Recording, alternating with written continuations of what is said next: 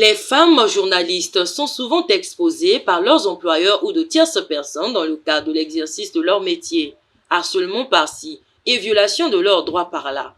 Ces agissements, parfois dans le cadre du marketing ou autres services au bénéfice du média auquel elles évoluent, sont une preuve que nombreuses d'entre elles manquent de connaissance de leurs droits. C'est dans ce sens que la Fédération syndicale des travailleurs de la communication FESITRAC a organisé la 4e session de formation continue au profit des femmes journalistes congolaises du 16 au 17 mai 2024 à Brazzaville.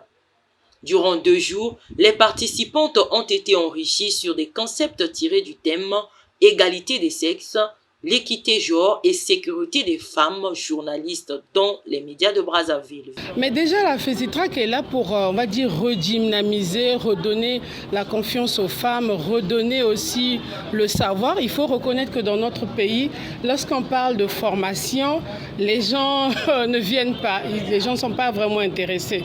Donc notre but, on pense qu'il est atteint parce qu'en fait, on a eu plus d'une vingtaine de femmes.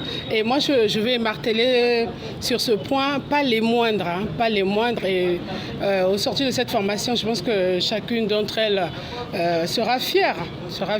Et aussi, il y a une chose, il faut le dire. Nous, les femmes journalistes, nous subissons des injustices.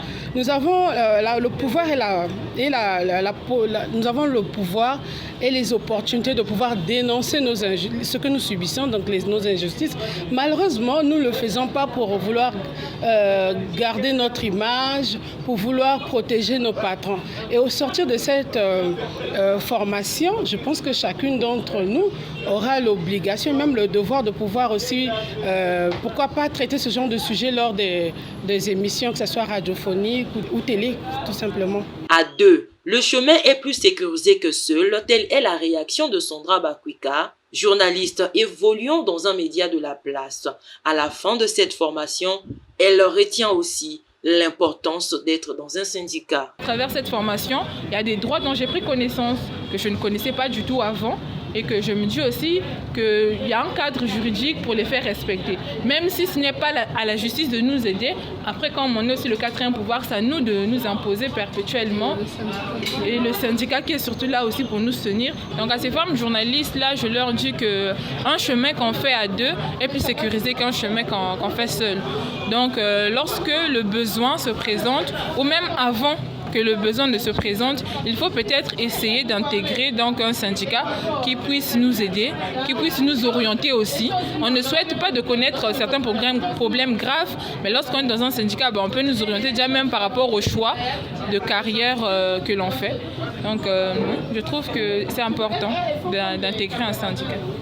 La FESITRAC place entre autres la promotion du genre au centre de ses intérêts. Dans son déploiement, ce syndicat ne cesse de défendre les droits physiques et moraux des journalistes au Congo. À noter que cette 4e session de formation se tient grâce à l'appui financier de l'Union norvégienne des journalistes.